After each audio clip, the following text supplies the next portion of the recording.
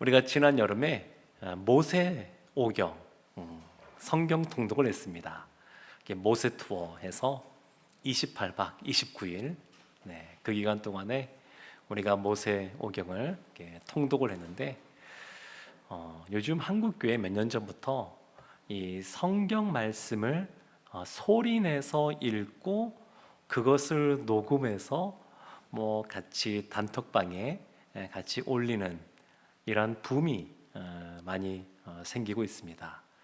하나님 말씀을 가까이 한다는 것, 마치 하루라도 성경을 읽지 않으면 입에 가시가 돋는 것처럼 날마다 그렇게 말씀을 가까이 하다 보니까 이 말씀을 읽는다고 하는 것, 그것이 주는 그런 유익함들이 한국 교회 안에 계속 퍼지고 있어서 참 좋고 감사한 일이다 생각이 듭니다. 그런데 이 성경 말씀을 오늘 본문의 말씀은 나오지만 사람이 이 말씀을 종일 읊조릴 수가 있을까요? 사람이 날마다, 달마다, 해마다 항상 그 말씀을 늘 이렇게 읽고만 있을 수가 있을까요? 시편 119편 97절 하반절이 이렇게 말을 합니다. 내가 그것을 종일 작은 소리로 읊조리나이다. 종일, 그냥 아침에 눈을 떠서부터 잠자리에 드는 그날까지, 그 시간까지 종일 작은 소리로 이 시인, 이 시편 119편을 쓴 시인이 자기는 그렇게 읊조린다 이렇게 고백하고 있습니다. 읊조린다라고 하는 것은 다른 본문에서는, 다른 성경에서는 묵상이라고 표현하기도 합니다. 근데 기본적으로 묵상은 이게 읊조리는 겁니다. 말씀을 소리내서 읽는 겁니다. 근데 시인이 종일 그것을 작은 소리로 읊조린다 이렇게 말을 합니다. 98절에도 보게 되면 이렇게 또 나옵니다. 주의 계명들이 항상 나와 함께 함으로. 주님의 말씀이 항상 함께 합니다. 종일 읊조리고 그 말씀이 항상 함께하고. 99절에도 이렇게 말합니다. 내가 주의 증거들을 늘 읊조림으로. 종일, 항상, 늘. 그러니까 이 시인은 늘 말씀과 함께 살아가는 사람입니다. 그런데 이것이 진짜 가능한가?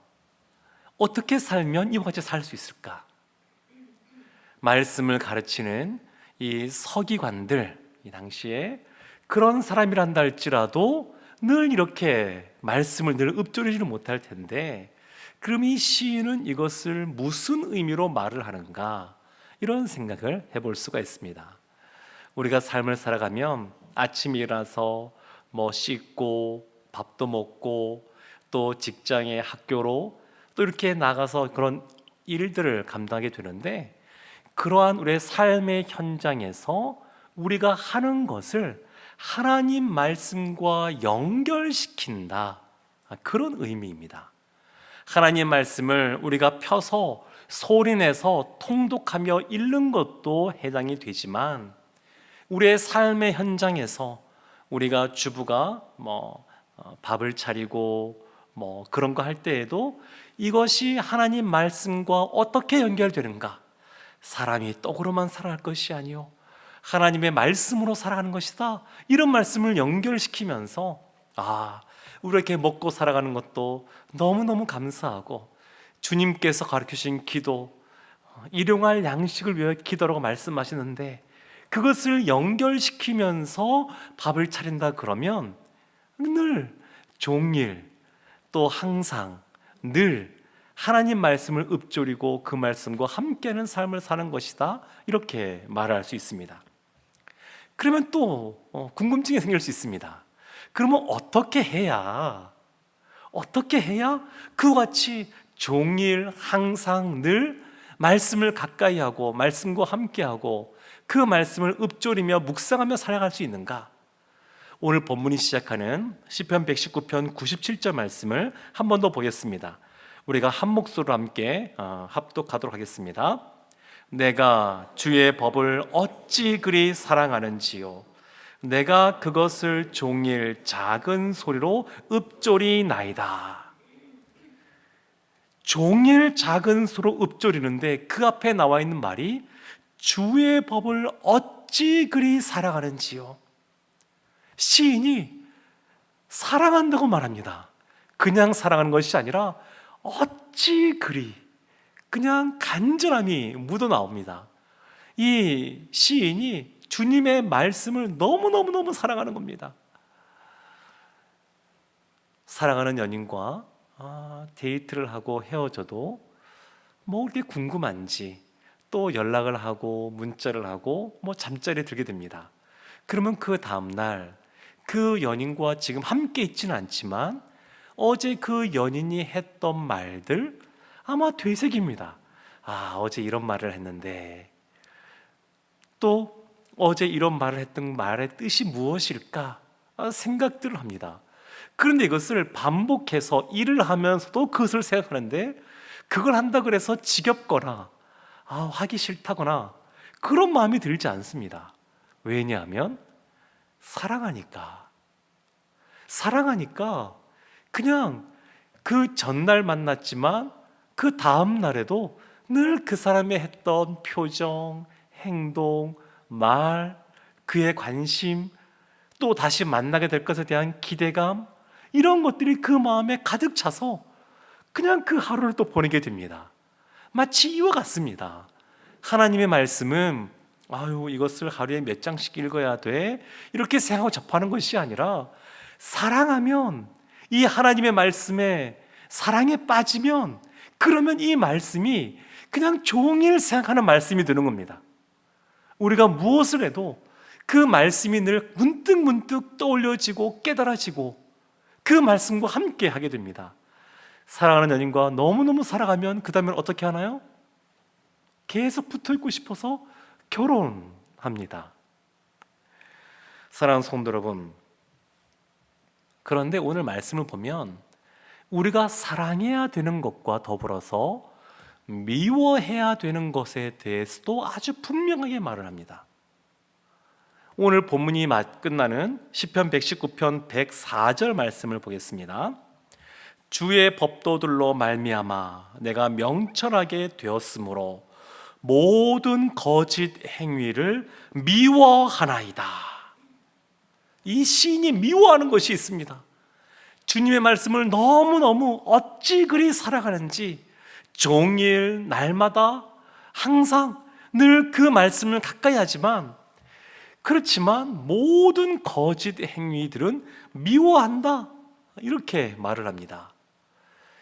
하나님의 말씀이 진리이고 참된 것인데 그렇지 않은 거짓된 것, 거짓된 말, 거짓된 행동, 거짓된 그러한 메시지들에 대해서는 단호하게 거부하고 미워하는 그러한 모습이 있습니다. 시편 119편 전체, 이 전체의 말씀을 보게 되면 사랑한다, 이런 표현이 12번 나옵니다.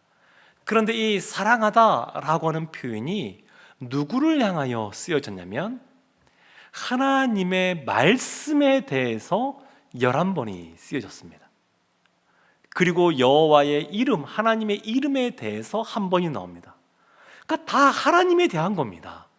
이 시인은 너무너무 사랑이 많은 사람이고 그 간절함이 있는데 다 하나님을 향하여서 그렇게 사랑하는 마음이 있습니다. 그러니까 그 말씀이 늘 종일 항상 그 말씀을 품고 있는 것이고 그 말씀과 함께하는 것이 기쁘고 즐겁고 행복한 겁니다. 말씀을 가까이 하는 것이 너무너무 즐거운 겁니다. 사랑하니까. 이 시인은 너무너무 사랑해서 그 말씀을 가까이 하고 있습니다. 시편 119편 98절 말씀을 제가 한 번 더 다시 한번 보겠습니다. 주의 계명들이 항상 나와 함께 하므로 그것들이 나를 원수보다 지혜롭게 하나이다. 주의 계명들이 항상 함께 할 때 그것들, 그 함께 할 때 주어지는 것이 있습니다. 그것이 뭐냐면 명철이라는 겁니다. 명철. 주의 말씀을 가까이 할 때 그것들이 원수보다 나를 더 지혜롭게 합니다. 지혜롭게. 아무리 원수들이 여러 가지 곤모술수를 쓰고 여러 가지 이런저런 방법들을 도모해서 하나님의 사람들을 어렵게 하는 그런 일들도 있지만, 그들이 그와 같이 많은 다양한 것들을 시도하는 것은 그들 가운데 그만큼 안정감이 없어서 그렇습니다. 평안함이 없어서 그렇습니다. 그러니까 이런저런 방법들을 다 시도해 보는 겁니다. 그런데 하나님의 사람들은, 주의 말씀을 사모하는 사람들, 그 말씀을 가까이 하는 사람들은 그 원수보다 지혜롭다, 이렇게 말을 합니다.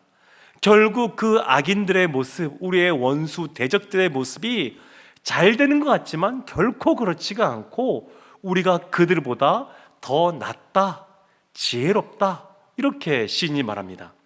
99절도 마찬가지입니다. 내가 주의 증거들을 늘 읊조림으로 나의 명철함이 나의 모든 스승보다 나으며, 스승보다 낫다. 주의 증거들을 늘 읊조릴 때 그 명철함이 스승보다 낫다. 학교에서 초등학교 선생님, 중학교, 고등학교, 대학교 이렇게 다니면서 우리가 많은 것들을 배우고 주일학교에서도 많은 것들을 배우는데 그 스승님들보다 더 명철이 있다, 이렇게 말하는 겁니다. 이유는 무엇이냐면 자기가 잘난 척하는 것이 아니라 그 가르침을 배울 때 그 가르침을 들으면서 하나님의 말씀과 연결시키는 겁니다. 그래서 자기를 드러내면서 자기를 자랑하고 자신의 교만함을 나타내는 것이 아니라 배움 속에서 그 하나님 말씀과 연결시켜 보니까 하나님이 주시는 그러한 지혜, 하나님이 직접 가르쳐 주시는 명철, 그것을 경험하게 되는 겁니다. 시편 119편 100절, 우리 100절, 성경이 100절 가는 그 구절들이 참 찾기가 어려운데 이런 100절이 나옵니다.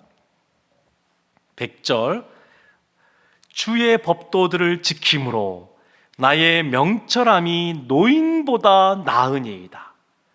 노인보다도 낫다고 말합니다. 노인보다도.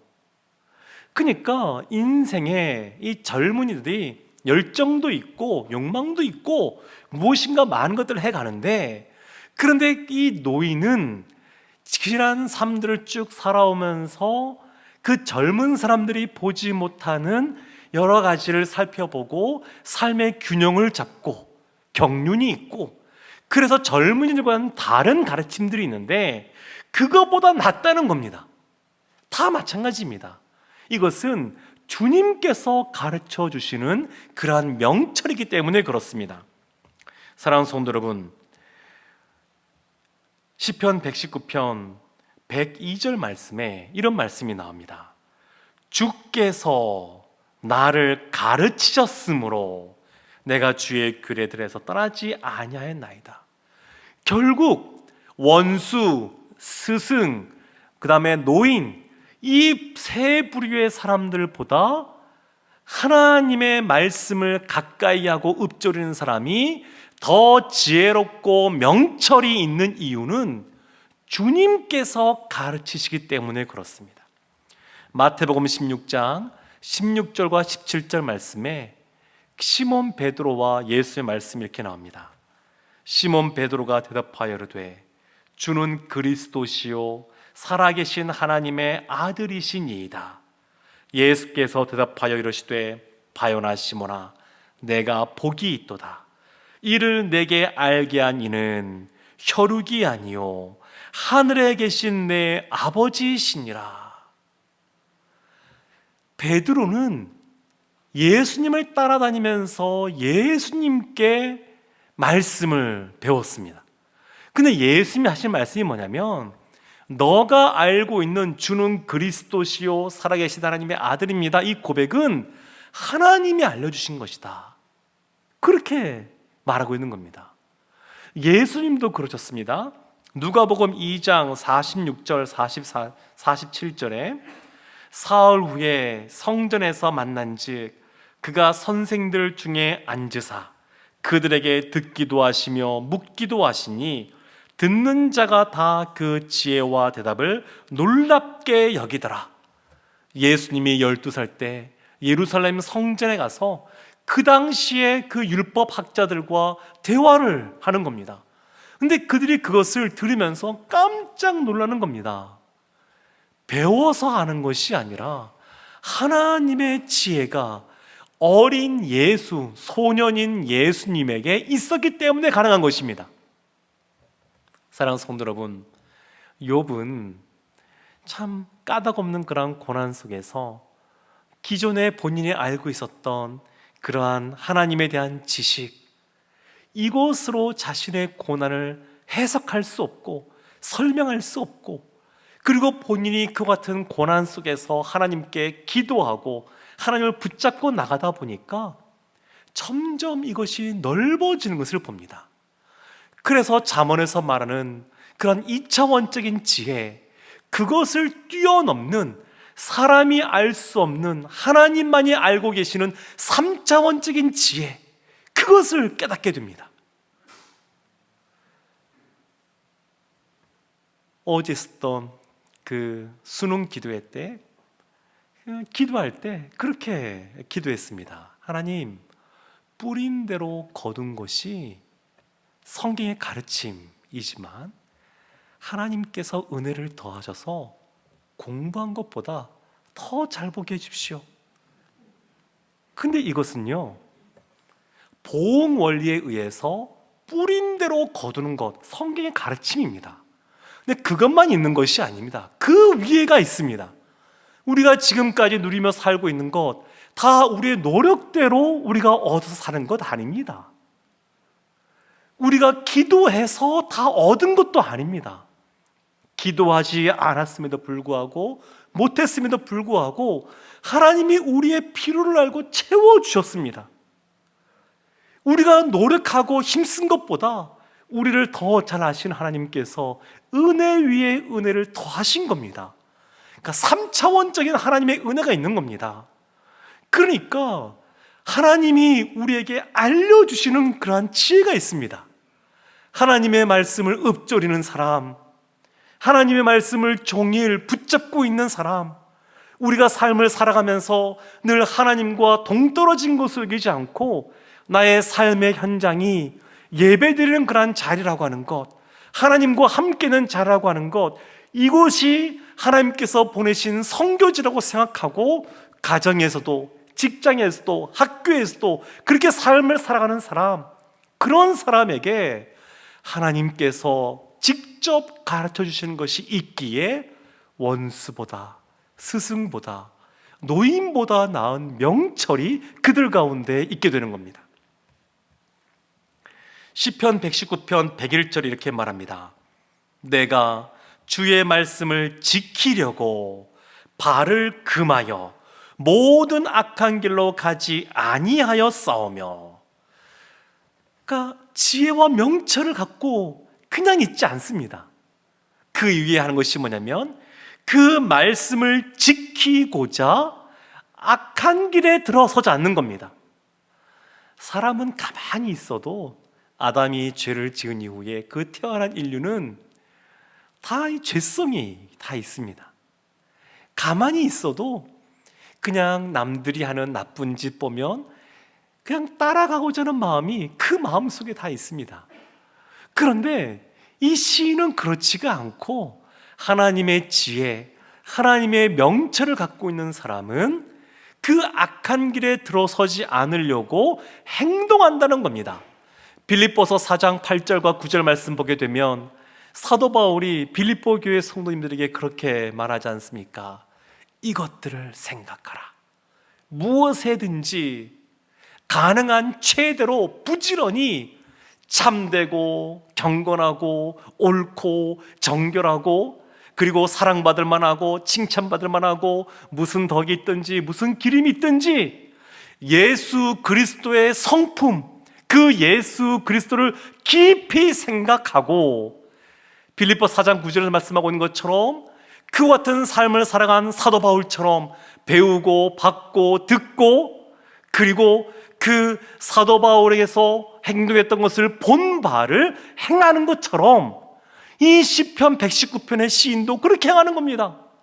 생각하고 주님께서 알려주신 것, 그것을 행동으로 옮기는 겁니다. 그렇게 할 때 그 말씀이 더 사랑스러워지는 겁니다. 사랑하는 성도 여러분, 하나님이 우리에게 은혜를 베풀어 줬습니다. 먼저 찾아오셨고 먼저 예수 그리스도를 믿을 수 있는 그런 믿음을 우리에게 주셨고 하나님의 말씀을 들을 수 있는 은혜를 주셨습니다. 먼저 은혜를 다 베풀어 주십니다. 그리고 그 은혜 가운데 하나님의 말씀을 지키고자 순종하고자 결심하고 살아가면 말씀이 더 사랑으로 우리 가운데 다가오게 됩니다. 그리고 그 사랑하는 마음으로 말씀을 가까이 하고 또 그 말씀대로 행하면 하나님의 말씀이 더 사랑스럽고 더 우리 가운데 함께 있고 싶은 말씀이 됩니다. 그러한 말씀으로 살아갈 때 우리에게 주어지는 결과가 103절 말씀입니다. 이 말씀 아주 유명한 말씀인데 우리 함께 읽어보겠습니다. 주의 말씀의 맛이 내게 어찌 그리 단지요 내 입의 꿀보다 더 다니이다. 아멘. 그래서 그 결과가 하나님의 말씀이 단 겁니다. 너무너무 단 겁니다. 오늘날은 단 음식들이 너무너무 많은데 그러한 단 음식들도 한번 처음 먹을 때는 달다 하다가도 똑같은 걸 두 번째 먹으면 그 단맛을 덜 느끼고 세 번째, 네 번째 같은 것을 계속 먹기 시작하면 그냥 그저 그렇게 우리 가운데 남습니다. 근데 하나님 말씀은 그렇지가 않습니다. 하나님 말씀은 먹고 그 단말씀을 먹고 또 그 말씀을 읊조리고 묵상하고 그러면 그 말씀이 더 달게 느껴지는 겁니다. 한순간에 첫맛만 달고 끝맛은 없는 것이 아니라 계속 갈수록 더 단말씀으로 달게 우리 가운데 오게 됩니다. 그리고 이 당시에는 고대에는 이 꿀이라고 하는 것이 그 오늘날처럼 이렇게 비타민이나 힘나는 음식이나 이런 것들이 많지 않기 때문에 그걸 먹으면 눈이 번쩍 뜨이고 힘들어합니다. 그러니까 이 말씀이 우리에게 단말씀일 뿐만 아니라 우리에게 힘과 능력이 되는 그러한 말씀으로 존재하게 됩니다. 사랑하는 성도 여러분, 이 시인은 말씀과 사랑에 빠졌습니다. 하나님의 말씀을 사랑하기에 그 말씀과 늘 함께 있고 싶어하고 그 말씀대로 살고자 하고 그래서 더 깊은 사랑의 그 단맛, 말씀의 그 단맛 가운데 살아가게 됩니다.